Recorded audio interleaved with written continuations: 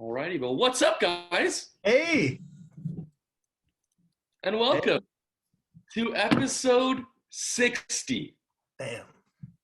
of the Nothing But Controversy podcast. Yeah, we've done a lot of these now. It's quite exciting. We said it last 2 weeks ago when we filmed episode 59 with the start of a new countdown. The new countdown is for the regular season. The first game in the regular season, which will be a Thursday night, where the Super Bowl champion LA Rams will be hosting a undetermined opponent. And we are 191 days away from that. Jesus. So We have a draft countdown or no? we don't have a draft countdown. Okay. I guess I could get it going though, but We'll have to. We I feel definitely. like I mentioned this last time. You said do the regular season, Whatever. bastard. All right. Well, listen, got a lot of topics today. The first one, we're going to jump right into it, and it's just a segment that we haven't done in quite a while. Segment that everyone loves. We're going to start off with it, and that's top five. Man. Now we're going to do top five favorite sporting events to watch every year. So like a sporting event that happens every year. So you can't really say like the World Cup, because that happens every 4 years. That makes sense? Makes sense. All right. Well, listen, I would have put in the UEFA Champions League. That was like my close sixth.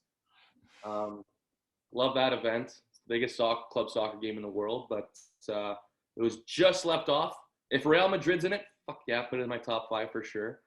But they haven't been in a while. They don't look like they're going to be there for a while, but we'll see. Number five, we got golf. The Masters. Coming up in April. I am absolutely fired up. Listen, I am a fan of golf. Love watching golf sometimes. Playing golf, absolutely. The Masters come on, I'm glued to my screen. I watch it from Thursday to Sunday, get fired up. Number four, the college football playoff. I guess the final. I mean, it's more of an event, so I'm just going to say the college football playoff. So I guess the top four, namely because my favorite team is usually in it. Number three, the NFL draft. Can't get much better than that. Best draft in all of sports. We do a draft special. Have a great time doing that. Stay tuned for that. Number two, March Madness. We just entered March, man, and It's madness. it's madness. Like the thing about March Madness is like people are like, why is it called March Madness? Whatnot. If you don't know what it is, like just watch the event. You're gonna see like it fails to like not impress. Does that make sense? Like every single tournament I've seen has always been absolutely nuts, like crazy. Always something fucking nuts happens. Super fun. You make a bracket. Stay tuned for the NBC bracket challenge. And number one, I'm sure this is gonna be number one on a lot of your lists, and that's the Super Bowl. Not much to say about that. We have Super Bowl specials, our favorite sport. This is quite like a heavy NFL podcast, so not a lot of surprise there. Yeah, I have a similar list. I want to give a quick honorable mention, to the Alouettes season opener. I was going to say that. Always a vibe. CFL opening weekend. You're kind of deprived of football. You haven't had it in, quite some time. Some of the boys are going to be rocking Alouettes season tickets this year, so fucking pumped for that. But number five on my list, I've quite a similar list to Matt. Three of the five. Number five, the NFL draft. One of my favorite days of the year. I don't know why. I know Shane and I share a tradition of watching draft day, or I send it to him every draft day. But great movie, fucking fantastic movie. An absolute must for the I think it's Thursday or Friday, round one. Absolute must. Number four, I had the World Juniors, the gold medal game, but I'm just gonna go the whole tournament in general. I know this is gonna be high on Shane's list too, but will be a little bit different this year. So we have it in August, right? But then are we gonna get a whole other one in December? Oh man. Oh yeah, I'm fired up. Oh man. Yeah, so number four, the World Juniors gold medal game. Number three, like Matt, any other tournament, I won't really watch it, but the Masters, I will have the Masters on 24/7 that it's going on. Me and my dad watch that a lot. Number two, again, just a broad event, NFL opening weekend. Something about hearing Scott Hansen's voice for the first time in like 6 months is an absolute vibe. And then number one, as it should be, not just because of the game, just everything leading up to it, the food, everything like that, the Super Bowl, unmatched, can't be matched. Yeah, I agree with you boys here. My list looks somewhat similar. To start it off, I put the Stanley Cup playoffs. To me, I think the NHL does the playoffs it's just different compared to all the other leagues I find, in my opinion. Number 4, the Champions League. I don't really follow soccer all that much during the season, especially if it's not Bayern. But once you see the top teams in Europe go head to head, it's the cream of the cream of the crop, and it's as good as it gets. Yep. Number 3, I have the Super Bowl. This might come as a shock. It's at number 3. But Dawson mentioned all the reasons: the food, just the hype leading up to the Super Bowl. It's unmatched. Number 2, I have March Madness. It's where coins are won and lost. It's where the boys become men and the men become boys. The rich become broke. That's it. It's a great month. It's a great month to be a sports fan. And at number 1, I actually have the World Juniors. I think that's the one tournament where I've probably watched the most consistently since I was, as young as it gets, since I can remember. Yeah. And there's no time, like right after Christmas, you're off school. You have time to watch every single game. Just a great time. So there's the list.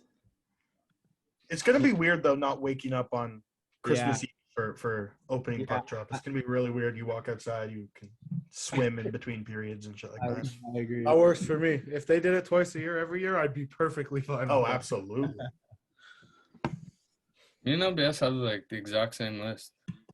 Minus Champions League. I put in college football playoffs as well because, that is where that – I mean, even though it's predictable, it's always fun to watch.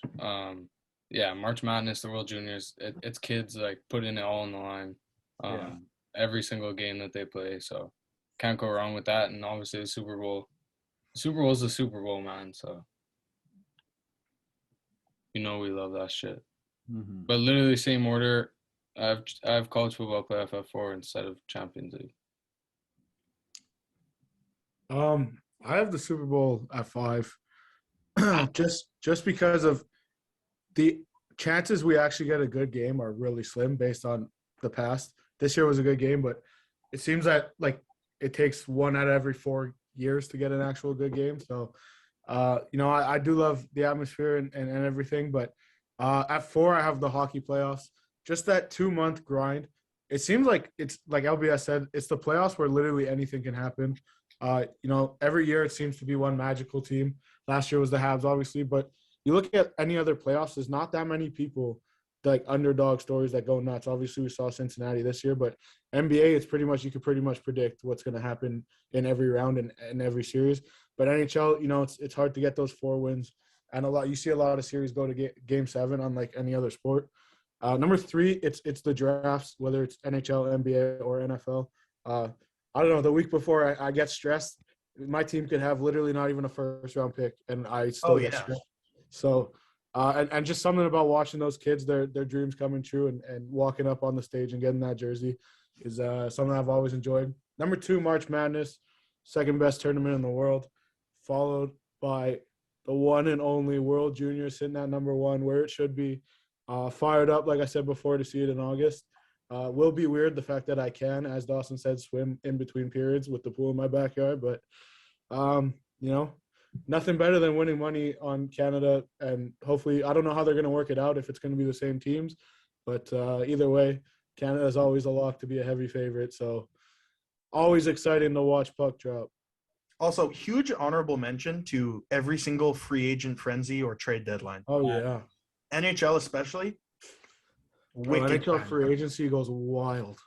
Wicked time. I feel like NFL free agency is my favorite. You just throw on the notifications for My Sports Update, Ian Rappaport, Adam Schefter, and you're just flying. Yeah, but NHL free agency that first day when you fucking like turn on the TV and TSN has it on every fucking channel. Yeah. And we literally just got the best NHL free agency like ever. Maybe most money spent in like I don't know how many years it's been since that much money has been spent, but And there's a Yeah, lot of free big agency names is this year. always sick. I think it's just going to get better. There's a lot of big names this year, and like with the cap situation through COVID, it's just guys got to move on and contract. They're not going to get as big contracts, but I don't know. There's a lot of movement coming on, and I guess it's in every league now because of COVID. But the NHL doesn't seem to put their salary cap up for the next couple of years, so it's going to be exciting next couple of years of free agent frenzy in the NHL. Absolutely. Well, those are some good lists. I can't argue with any of them. I mean, every single event we threw out there is just we're all watching it. It's mind-boggling. I was like trying to like make up my list. I didn't want to forget anything, so like I searched up like what are the most watched sporting events every year. Mhm. The most watched sporting event is Wimbledon. the Tour de France. Really? Wow. Imagine. You couldn't pay me to watch that. Could not pay me to watch that. I think the second one was like the World Cup and stuff like that. But like Tour de France, the number one, Does shock. that happen every year? Does. Yeah. See? Couldn't even tell No me. idea. Fair enough. But yeah, listen, we're gonna head into our topic too. And normally we're quite the comedy podcast. We like to say our jokes. We like to give our takes, but something serious, quite serious in the world has happened, and we're not going to get into the politics and whatnot because that's not our podcast or anything. But I mean, if you've been living under a rock, you should know that Russia invaded Ukraine, and that we know how sports and economies go hand in hand. We know how wars and economies, how war can affect an economy, and the major thing in the sports world, we could say, from this invasion or war, if you want to call it, is that Russian teams and the Russian Federation, the Russian country, is getting sanctioned in every single sporting organization you could imagine, like the IHF, the World Cup of Soccer, I guess. It's just they're not like. There's a couple instances where Russia's going to be allowed to compete. They're just not going to be allowed to compete under their flag. Like they have for the Olympics for the past like 3 years. And stuff like that. But namely, like teams, especially in the IHF, they're not even allowing them to play. I know Hockey Canada basically sent out a memo saying like whatever, that they weren't even going to play them, even if like Russia was allowed. That made sense. Like everyone's coming out and saying they condemn it, but like basically in all the sports, and I'm not gonna say I feel bad for the Russians at all, but like for the Russians that don't want this, that didn't want the war, it's just a brutal time to be in that country. It's a scary time too. It's terrible. No, and the unfortunate thing is like what the demographic Matt just said is like 80 to 90% of all of Russia, which makes it, kind of even more devastating for, like just talking about the World Juniors. Obviously, we all hate the Russians when it comes to hockey because they're, normally, other than the US, they're the best, right? Like they're our biggest competition. But, it sucks like that something as like it's realistically very much out of their control. That something like that, deprives them of competing in an event that they've, worked for so long. Look, I understand why these organizations are doing it. If they didn't, they would hear, even more backlash than they currently are. But, it just sucks. It's not fair. Like it's a whole different situation with the Olympics and, the promoting of, the doping scandals and whatnot, that the Russians have kind of had in the past. It's a completely different instance. And again, it's a super touchy subject and not one that I necessarily want to dive into too much, but Yeah. it sucks. Yeah, I think it was obviously expected, and like you guys have just reiterated it, like how much it sucks, for the athletes who want to represent their for Russia, and I think Belarus is also getting sanctioned from other whatever sporting organizations, especially considering that like 99% of these athletes don't agree with what their leadership is doing. It sucks for them, and it's unfortunate, but as you just said, Dawson, like it had to be done and it was expected. And there's not much else to talk about, to be honest. Did you see that video of the Russian skier? So essentially some reporter went to this Russian skier, and it's pretty fucking scary. But he was basically like, "What are your thoughts on like the entire like U.S. Ukraine or Russia Ukraine situation?" And he's like, "What situation?" And like he was acting like he had no idea. He's like, "What situation?" And he's like, "Well, the Russia Ukraine situation." He's like, "I have no idea what you're talking about." And then the reporter goes like Russia is invading Ukraine and this and that. He goes, "Oh, no. It's a rescue mission or something like that." Yeah. And he was just like so confused. I don't know if he was like in denial or like literally brainwashed to think that, but he was just like, yeah, no, it's a rescue mission. We're going to save the Ukrainians, blah blah blah. Yeah. Well, I'm sure the media over there was portraying, a very different, Exactly. you know, outlook on things. But Well, like, think about if he comes out and says like, "Oh yeah, I fucking hate that Russia's invading like a democratic country," and then next thing you know, his whole family's dead. Like, so yeah, exactly. it's I feel bad for the athletes in that way.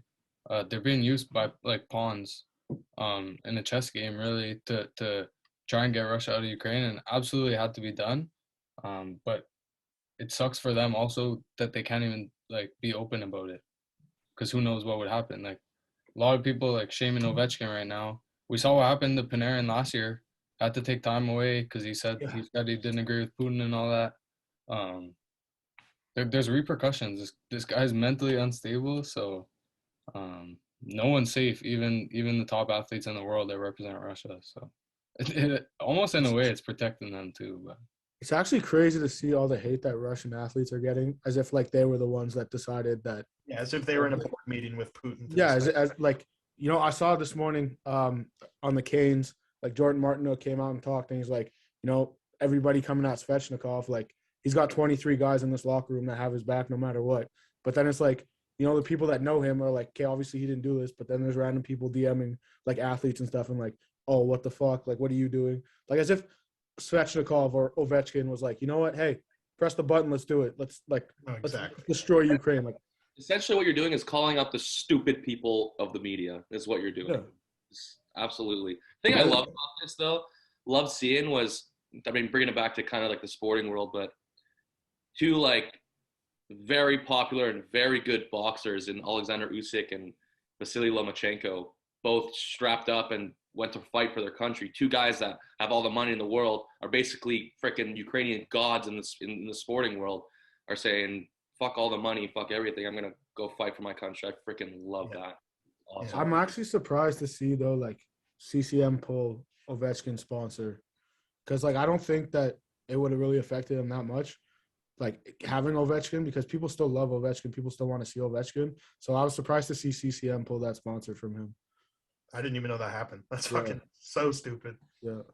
Oh, my God. It'd be different if they said, like, did they actually pull it, or I just saw that they're like not gonna be using him in any like advertising ways, Not. I think they pulled it, but like he makes the most in the NHL off sponsors. Like, how much is this guy about to lose just because of he came out in an interview and pretty much he didn't defend Putin, but he's like, look, like Cam was saying before, he says something bad, something's gonna happen to him, right? So essentially, he just said, you know what? Like, Putin's my president. Like, I'm not going to say anything about it. So that's what people are mad about, is that he didn't argue, against Putin, or he never, like, made a claim saying that he didn't agree with what he was doing. So I think that's why CCM is doing what they're doing. But how is this going to trickle down on Ovechkin? Like, he's still, a guy that a face of hockey that people look at. You can't erase that even if you're pulling the sponsorships. So you got to think, like, there's not a lot of more popular athletes from Russia than Ovechkin. You know what I mean? Like if he says something that's going to be heard in Russia, and let's be honest, no one here in this podcast knows a clue about anything going on in Russia. Well, all we know is what the media says. Like, so, it's brutal to say. I guess we can move on, but it's terrible, and we're going to see. I feel like this is just the start of sanctions and penalties Russia's going to face. Yeah. To a brighter subject, the NFL Combine starts this week. Today. Yeah, do the workouts actually start Thursday, or do they start today?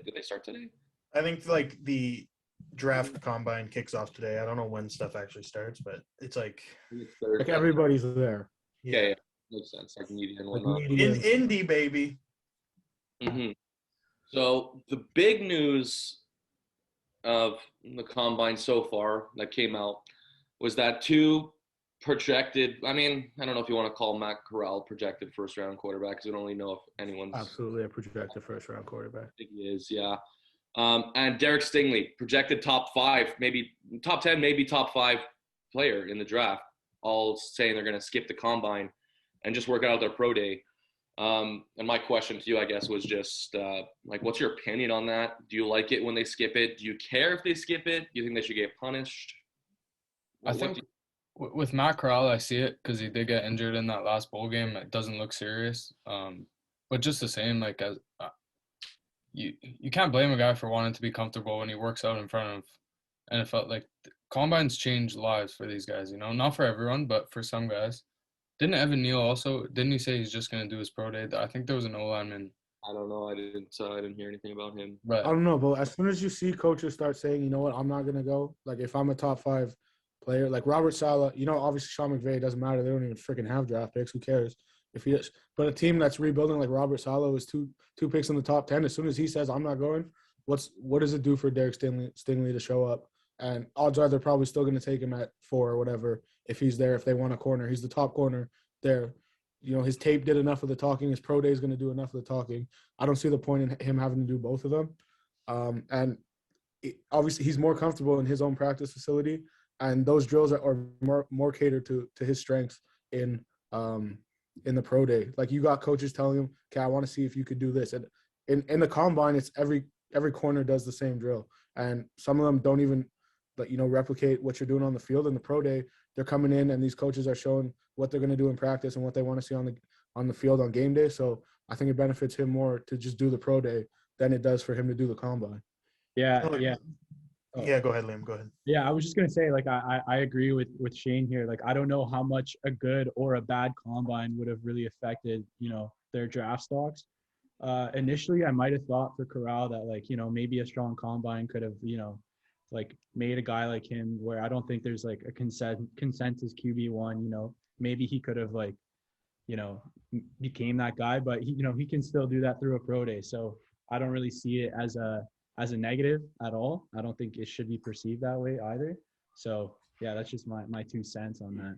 Yeah, and the reality is every single one of these, we'll call it even top 50 prospects, have already signed to agents and are so well managed and guided by people who have done this for the past 20 years that, they've had conversations, whether it's with, organizations that they've talked to in the past or, just guides in general. Like they wouldn't do this if someone told, like if someone told Derek, if you do this, you're going to fall to 20 or whatever it is like that. Like they've had the conversations where they feel safe enough that they know they can do this. So might as well, again, go have a good pro day. We won't talk about this in 3 months. It won't ever come. So. We also saw the way teams scouted with only pro days when there was no combine 2 years ago. So I think the league's kind of moving in a direction where I don't think the combine is going to be around maybe in 5 or 6 years from now, just because, they have those pro days. And like I said before, they're doing what's catered to them and what coaches actually want to see. But, I've seen 3 coaches so far saying that they're not going. And I think it's just going to be more because how many times have we seen, a guy have such a great combine and then he's reached out at the draft and then you look at his game film and he's not who he was or he's not who the numbers are. And we've seen draft busts like that happen so often that I think the league's just going to start moving towards doing the pro days and getting rid of that combine. yeah, and especially when you look at quarterbacks, like look at Trey Lance last year, had a crazy pro day. They script those up like crazy, especially for the quarterback. They're making like, you see some like long development throws, lots of play action stuff. It definitely benefits guys like Corral who can move well. The combine you're throwing a lot of like standard routes and not doing too much crazy stuff. But when you get an experienced quarterback coach who can script something that's perfect for you and complements all your strengths, that's going to help your draft stock absolutely. And like Liam said, and we saw that. We saw that with Zach Wilson in his pro day last year. Yeah. This guy couldn't miss, and he's throwing the deep ball in the run, and he couldn't miss. and it helped elevate him from, maybe he's a first round pick to him going second overall. And then we saw him do it with the Jets when he finally got time to scramble and throw on the run and hit a deep ball. He was doing those exact throws that we saw in his pro day. You can't see that in a combine. You see the guy drop back and see how far he could throw it on a go route or whatever, but you can't see him on the run, trying to move the pocket and everything like you do in his pro day. Yeah, I've said this for a while. I don't think the combine is for the top guys. I think, the top guys are going to be the top guys. They're going to get drafted. The combine is for the guys who won't get eyes on their pro day if they didn't have a combine, right? If some guy comes out and runs, not projected to be drafted, and runs a 4.27, like, he's going to get someone to come to his pro day just because he did that. Whereas, it might not have happened in the past, but with Derek Stingley, there's going to be every single team at his pro day. I'm going to say something here. So basically, you guys alluded to the facts. Like, the next topic I was going to bring up was going to be like, do you guys think that the combine at this point is even necessary anymore? The way I see it is, like Dawson said, top guys, doesn't matter. The combine for real is for like round 3 and up. For finding athletes, guys, literally what it is. For guys to shoot up their draft stock, because if there's anything that the NFL has taught us, is that athleticism can only get you so far. A good 40 is fine. But look, I'm going to show you. I literally found this picture today of all of the guys. Oh, it's brutal. Who ran a sub 4.3. Okay? Yeah. There is one guy on this list that was good. That was not a bust. So, first of all, the fastest at a 4.22 was John Ross, the third in 2017. Number 2, 4.24, Chris Johnson. That's the exception. Fantastic career, unbelievable running back, a Madden cheat code. Then there's Dree Archer, Jerome Mathis at 4.26, Marquise Goodwin, who's probably the second best player on this list. Yeah. Stanford Route, Tyrone Calico, Jalen Myrick, J.J. Nelson, Jacoby Ford. Jacoby Ford, maybe it's more recent, but is there really anyone on this list that we've heard of in the NFL? Maybe 4, because they ran a they ran a sub 4.3, but speed can only get you so far. Namely, the one test that's always going to trump every other test is the eye test. You look at tape. You see who's the best player. A guy who's going to run a 4.35, who's going to get separation, is going to do better than a guy who runs a 4.25 and can't run routes. It's simple football. On the combine, of course, it's fun to watch. They're already telling about this guy who's from FDSU or whatever, who's apparently ran a 4.2 flat electronically, and everyone's excited for that guy that no one's heard of. So maybe we'll see that record be broken, but I don't know. It's fun to see, but like your athleticism can only get you so far is what I'm trying to say, I guess. Right now, essentially, I think what teams are using the combine for is guys like Lynn Bowden Jr. in 2020, guy that played 5 different positions on an offensive field, and you're basically working him out and trying to see which position fits best for him at the next level. I think that's what teams are kind of using this combine for. Those guys every year that, he could – one game he starts at quarterback, the next game he starts at, slot, and the next game he's at receiver. So there's guys that are going to come like that every year. So teams are going to kind of use that. And I'm not going to say they're going to find the next Debo, but teams are going to use the combine right now as a way to find the next Debo or get as close to Debo Samuel as they could get, because they're going to work him out for 4 different positions, find which one they think works best for him. And then, you know what, maybe he'll fall in the 4th round. You take him in the 4th round, you draft him as a receiver, and, maybe he starts at running back one day. Like Antonio Gibson was a running back. It was a receiver at Memphis. Came in, they cut all their guys in front of him, and then he became the starting running back in his rookie year. So that's what the combine's being used for now. And it's which for guys. For an event as big as the draft, that's like a very niche use case of what coaches are using. Yeah, exactly. So I think it's for guys on day 3. That's just, it's not for anything on. You're not going to base it off a first round pick because he had a good combine. You're not going to base a guy in the second round pick because he had a good combine. So I think it's day 3 when you got 3 minutes left on the clock, and you know what, this guy could play 4 different positions and he excelled at 2 of them. So I'm going to take him here. Yeah, agreed. 100%. I am so excited for that draft special. My goodness. Oh yeah. I feel like last year all of our lists were like, it's not that they were similar, but like we all kind of had an idea. I feel like all of our lists this year are going to be just all over the place, and I'm fired up for that. we got a couple topics left here. The first one we're going to get into, our fourth topic, is UFC 272. Another numbered card. Very excited for this. There's no championship fights, which is quite the bummer, but there's a massive fight of two massive stars in the UFC, two massive pay-per-view draws. The main event being the number 1 ranked welterweight Colby Covington fighting the number 6 ranked Jorge Masvidal. The last two guys to fight Kamaru Usman and lose to the welterweight title. Two guys that is a big storyline. That's why it's gonna sell. Hold on, before you go, this is off topic, but Rob Manfred is supposed to speak at 5 to cancel opening day in the MLB. Whoa. No agreement was reached today. Wow. That's big news. But back to the story. The reason why they're having so much beefs, they used to be big pals. They used to fight at the same gym. They used to be in each other's corners when they'd fight. And then Colby Covington screwed over somehow or something. And it's just been beef ever since. Part of me thinks they're just blowing it up to sell, but that's probably what they all do. But I'm excited for this fight. Colby Covington is a heavy favorite. A lot of people in this world would love to see Jorge Masvidal knock him square out. Don't think it's going to happen, but I am a part of that. I am going to put my money at Colby Covington just because I think he's a freak. And I think if there's anyone ever going to beat Kamaru Usman, it's either going to be him or has Hamzat Chimaev, but we'll cross that road when it happens. The co-main was supposed to be Dos Anjos and Fiziev, two guys in the lightweight division that are contenders. Fiziev pulled out yesterday because he caught COVID, so they got this guy named Moicano. Never really heard of him. Heard that he was a champion in another MMA division, so that's cool. Him stepping in 40 days notice. And then there's another guy on the main event, Kevin Holland. They call him Big Mouth.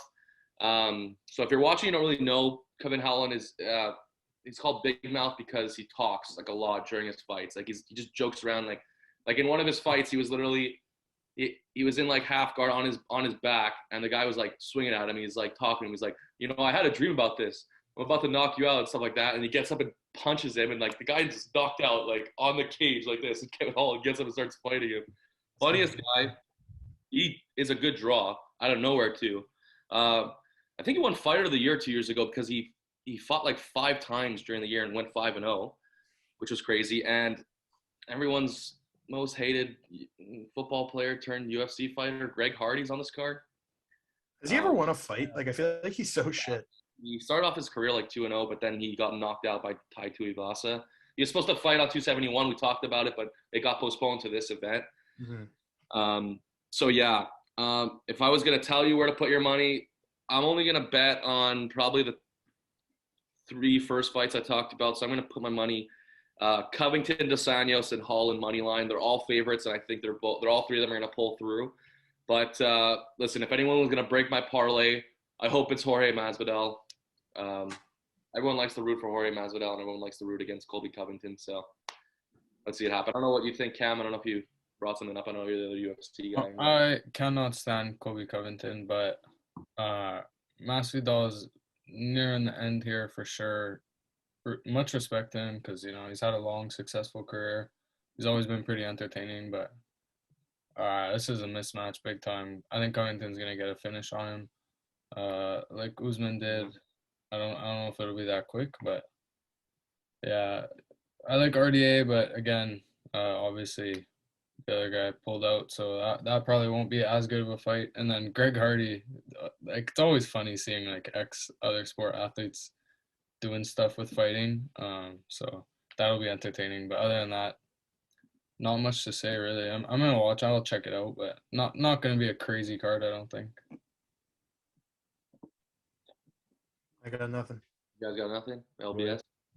I know Shane has. I don't watch it, bro. I'm sorry. I'm not gonna watch it either. Fair enough. So the last topic I have here before I lock up the week was, since the Lakers have just been kind of like the meme of the NBA lately, I wanted to like talk about, because people are saying like, oh, they should trade LeBron. which to me is like just the most ridiculous thing someone could do right now. Shaq was even like, he was quoted saying like, if the Lakers trade LeBron, they're never going to win again. My question is, we could have talked about this a couple of years ago, but who's the future face of the NBA when LeBron is gone? Because I don't care if LeBron plays till he's 43. He's going to be the face of the NBA until he's 40, until he retires. He's like the biggest star the sport's ever seen besides Michael Jordan. Like, it's gonna be tough. It's gonna be tough shoes to fill. Everyone thought it was gonna be Zion. I was against that from the start, but that's obviously not working out. What do you guys think? Just quickly, did you guys see the parade in New Orleans where they had a float of Zion, and instead of Zion, they wrote like 1 ton on his face, on his chest. And they also drew it like he was like big as shit. He was not like he did not look like a pro basketball player. He had like a massive gut. He looked like a wonton. It was pretty funny. Yeah, I don't know if it was 1 ton or like supposed to be a play on wonton. I have no idea, but no, it was definitely 1 ton. I would assume it's 1 ton. Yeah, well, they spelled it wrong, but What was I gonna say? I saw this quick thing that if Zion does not play a game this year, he will have played less games than Greg Oden in his first 3 years in the NBA. Greg Oden, as we know, one of the biggest. You know, I don't want to call him a bust because it's sad. He's one of the biggest what ifs. Yeah, the biggest what ifs in. And he was picked before KD, right? I think that's the draft. Yeah. But everybody's comparing this to KD and Zion to KD and Greg Oden. I know. Yeah. The saddest video ever. I don't know if you've ever seen this. It's Greg Oden walking on some university campus, and some old lady walks up to him. She's like, "Do you play basketball?" Yeah. And then he's like, "I used to." I don't know how this got caught, and then he just walks away like. That's sad. That shit's sad as fuck. I saw that video like 2 days ago. Yeah, it's brutal. But Matt, who do you got? Who's the future face of the NBA? I mean, I was gonna go like last, but I can just go now. I can go. I don't care. I was like stuck. I'm pretty much still stuck in between 2 guys, and I'll tell you who they are. It's Steph Curry and Giannis. If LeBron retired today, it would be Steph. But I think when LeBron retires, like he's not gonna outplay Steph. But I feel like by the time that LeBron retires, Steph is gonna be way past his prime, and Giannis is gonna be like still playing well enough to be that dominant. The only thing that like strikes me that I could be wrong is that we've never really seen a guy like Steph Curry who doesn't get that physical. Like his game is scoring from behind the arc. Like we've never seen that, a guy do that so effectively. So for all we know, this guy could play forever too. Steph could play till he's 80. Yeah. Yeah. You know what I mean? So first of all, Steph Curry right now is the second biggest star in the NBA. I don't think anyone's gonna really. It used to be Kevin Durant. It's Steph Curry now for sure. Yeah. Kevin Durant, I think, LeBron might even outplay Kevin Durant because you never know what's gonna happen with Kevin Durant. But Giannis, I mean, Giannis is a freak. Giannis is the only guy, in my opinion, who could even challenge LeBron or Michael Jordan by the end of his career for a decent GOAT conversation. It's nowhere near that yet, but right now, let's say if he retired today, it would be Steph. If he retires in like 4 or 5 years when everyone thinks it is, I'm stuck, but I'll probably pick Giannis. Yeah. My answer is Scotty Barnes. Mm-hmm. Scotty went off though. But dummy. Yeah. No, but I think the correct answer has to be Giannis. Still so young, it doesn't even make sense. Luka, man. Luka, I love Luka, and he had a game this week too. He had a fucking game this week, but I could go. He's not. He's a great player, great basketball player all around. He's just never gonna be the athletic, like get the athleticism to the point where I know not elite. If that makes sense, that's my opinion. No, it makes sense. It makes sense. And again, to be the face of the NBA is a lot more than just how you play on the court, right? Like the reason LeBron, obviously, he is a generational talent, but he did enough things off the court that, it made him the face of the NBA. Same thing with Steph Curry. He changed the way basketball is being played. And I think Giannis just has that personality where he can get an entire country to just love him and again, make him the face of the NBA. there's obviously the thing where he doesn't speak English that great, but no, he absolutely could. And I think him staying in Milwaukee, even though it's such a small market, did more for his and eventually winning in Milwaukee too, did more for his legacy than leaving and going and get a championship somewhere else. Again, assuming LeBron retires in that 4 to 5 year window, I think it could be sooner, but you never know. It wouldn't be Steph. I agree with you on that. The only other person I would throw into that conversation would be Embiid, but I just can't see a center that speaks even worse English than Giannis being the face of the NBA. So that's why I went with Giannis. Yeah, I might blow this conversation up a little bit here because Ja Morant. I want to hear that. Honestly, I love Ja. He was my guy. I was actually saying Ja Morant. I might agree with that. I'm going to be honest. I'm not mad about that. I was going to say him, I swear. I don't think there is a one face of the NBA, and I don't think there has been since maybe MJ, to be honest. That's crazy. LeBron James is the face of the NBA, and it's not close. He's been the face of the NBA since he got into the NBA. I don't think so. I think you know it. Why is that crazy? I think LeBron goes. What do you mean? What? He went to 10 straight finals. He was on the cover of Sports Illustrated before he even made it to the NBA. That's how he was the face of the NBA. Like, I don't know what the face of the NBA is, but to me, I think there's a lot of players. I think guys like James Harden, Kevin Durant, Steph Curry, Giannis Antetokounmpo, Doncic now, all these young guys coming up. I think James Harden is those guys are all the face of the NBA. Place at the top. Sorry? I think Harden is low key losing his place at the top. I'm just saying, like in the time frame of like, let's say 5 years ago until now, I think all those guys are the face of the NBA. I don't think there's just one guy. And I'll be the first to tell Matt to get LeBron's nuts out of his mouth, but LeBron James is absolutely the face of the NBA. I understand what LBS is saying, man. I do too. In that, like, it's not like the NHL where Connor McDavid is the consensus best player every single year. I'm seeing a lot of things that Connor McDavid is losing that threshold right there. Like, there's people debating hard now, which I don't agree with, but I'm just saying. Again, I totally get what LBS is saying. Like, there's a different scoring champ every year. There's different this every year. Like, exactly. And to build off of that, I think we're gonna continue seeing the trend we've been seeing, in my opinion, for as long since, to me, MJ. You know, obviously there was Kobe, Dirk. Those guys were the face of the franchise before LeBron came in, face of the NBA before LeBron came in.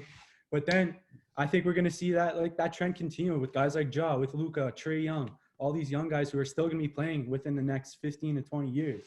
So wait. That's just how I see it, to be honest.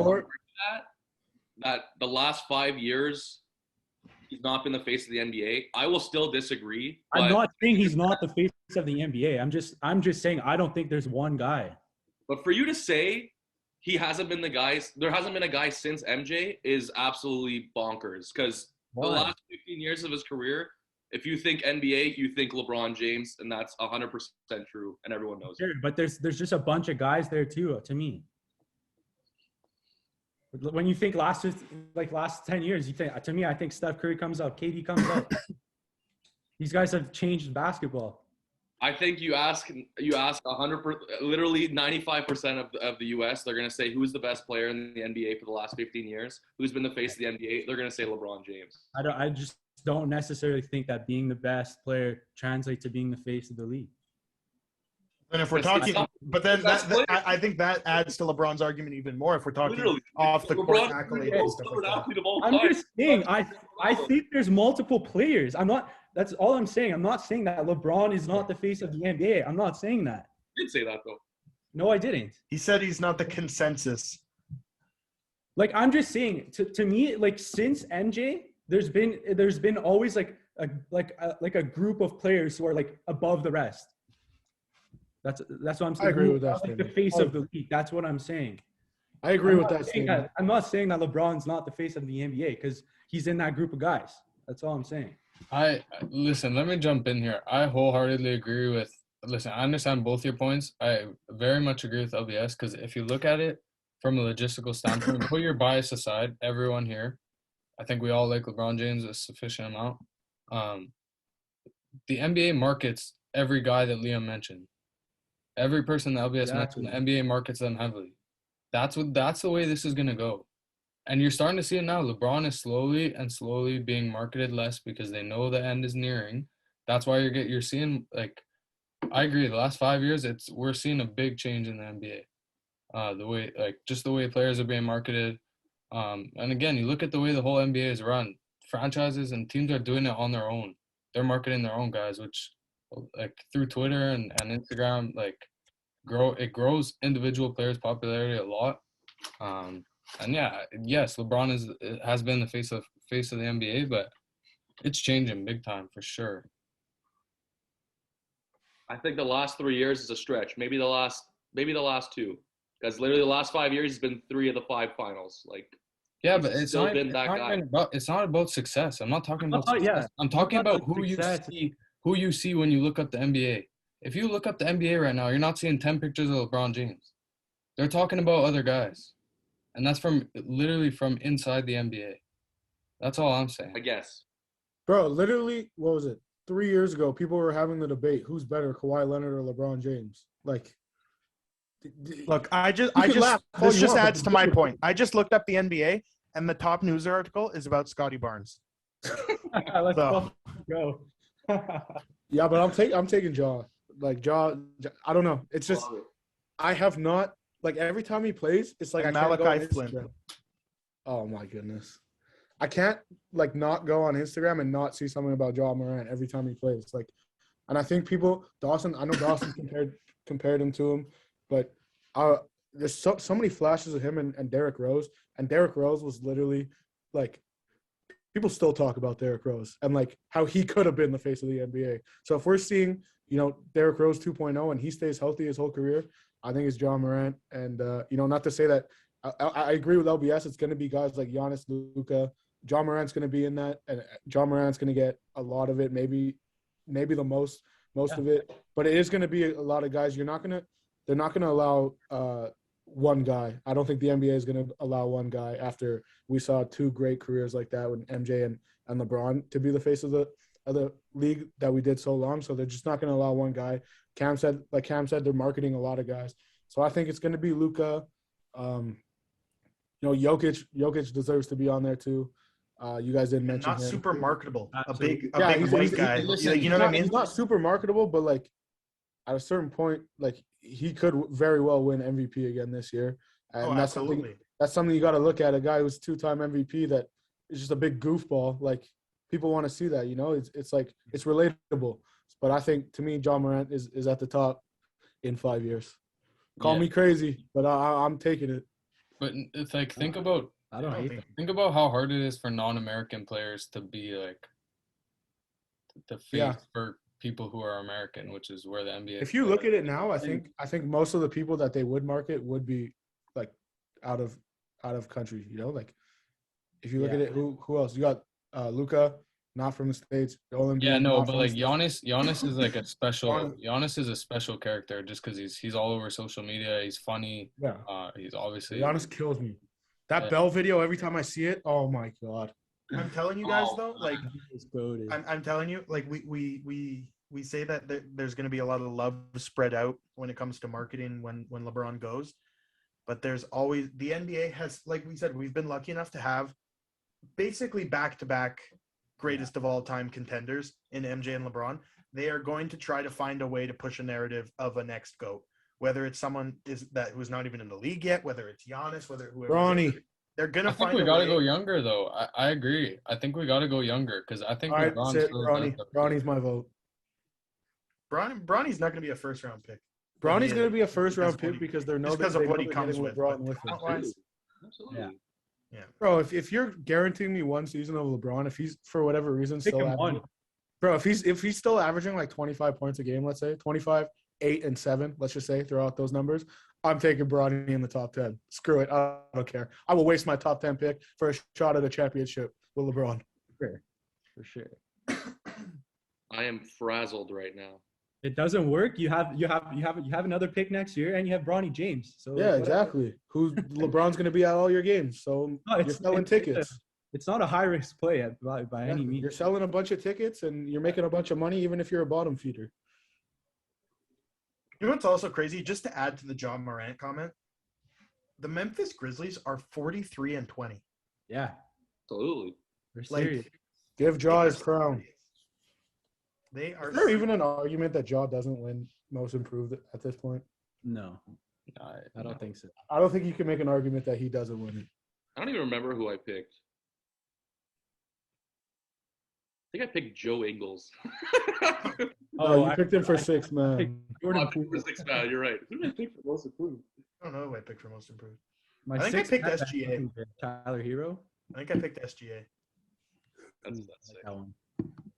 I think SGA is going to be Dawson's pick every year until he wins it. I love him. How much can you improve before you're just not improving that much anymore? All right, let's do this Oh, shit. man. Lock of the week, Right. boys. Let's head into our lock of the week. I find it's getting hard, getting harder to like come up with these. So I mean, if you've been betting against the Habs all year, it's probably won you a lot of money. Not so much last week, I guess. Last week, a nice little week there. Woo! Feeling going now, boys. You better watch out. 13-33 now. The Habs are smelling the cup back after last week. But Oh, someone give Marte St. Louis $10 million a year right now. my lock of the week is actually against the Habs because I enjoy seeing them lose and I enjoy seeing them tank because that's what I don't want. understand how you could be a fan and say that. I don't. I don't get it. I don't care if you want a good pick. I don't know how you could vote against your team. It doesn't make sense. It literally does not make sense. I've been a Giants fan for my whole life, and they've won like a combined 20 games in 20 years, and I still get happy as shit when they win a game. I've seen them win 2 Super Bowls. Come on. Yeah, listen. Giants, it's literally Money no line Super on Bowl or Thursday top 5 against the pick. Habs. Go for it, Matt. Oh, you didn't hear it? Flames money line against the Habs on Thursday. No way that's less. No way that's less than No plus. way. Yeah, that's Jacob Markstrom's probably going to shut their ass out for that 20th time this The season. NHL's been wild in betting. Take Flames minus 1.5. Take fine. Flames minus 1.5. You get a late Netty effect. Bro, you could take Flames minus like 5.5, and I would hammer them. All right. I got a little parlay action Thursday night. Oh, man. Got Wait, Dawson, are you sure you want to do this? Because every time you've done this, it hasn't ended up I've well. never been more sure of anything in my entire life. All right. I got Raptors money line over the Pistons. Okay. We like that. Dwayne Casey's Pistons, no less. Remember who you're betting on. Cade Cunningham's going to drop a 50 bomb, and that's it. Dawson's losing on the first round. Parlayed with Bulls money line over the Atlanta Hawks. Oh, I'm pretty sure Detroit, like Pistons, are like the money line wagon this year. Like I'm pretty sure if you're $100 better, you're up like $2,200. well, yeah. Every team's got to have every league's got to have a last place team. True. Yep. Lock me in. Well, I'm gonna go to a game that's tonight because the biggest wagon in college basketball is playing tonight. Oh, my no, not goodness. again. I know what's happening. The We're Friars. taking Providence plus 9. There it is. We have to. Thomas loves the Friars. I know that there's a big narrative going around that they have nothing to play for now that they've won the Big East, and it's a big for Villanova. But I don't care. I know they're on the road, but 9.5 points is too much. So give them. How did that UMass lock of the week play out? It hit actually. The Bonnies won by. I checked today actually because I wanted to see. And Yeah. I think they won by 16. Oh man. I forget what it was, but it was like I think it was. It was like minus 10.5 or something. Yeah, something like that. Yeah. So. Yeah. We love that. All right, I'm turning against Greg Hardy here. Sergey Spivak is minus 200. I honestly think that's great value. So give me Sergey Spivak money line. Greg Hardy's gonna get dropped. Getting slept, bro. All right, I'm going off the board. Something honestly, I don't even know if you could bet on, but I'm tired of hitting my lock of the week, so I want to do a challenge at some point. So, Wow. listen, Joel Edmondson's coming back to Montreal very, very soon. He was practicing yesterday, and he should be back by the weekend. So this is it. Ben Sherratt gets traded this week. Whoa. That is my lock of the week. Lock. Lock. To Toronto or no? Yo, please don't talk to me. If he gets traded to Toronto, I'm going with him. For Austin Matthews. I'd be fired up. Oh, yeah, no shit. For Ben Sherratt. Why don't the Habs just do that then? I don't get I'd be it. fired up for What's Ben the Sherratt. holdup? What's the It might be holdup? the reason they get past the first round. Oh fuck. Man. Listen, that does it for episode 60 of the Nothing But Controversy podcast. Thank you for sticking with us for 60 episodes. Do yourself a favor, do us a favor, like this video, share it, go follow us on Instagram at Nothing But Controversy, and Shaner will give you a big fat kiss. Goodbye.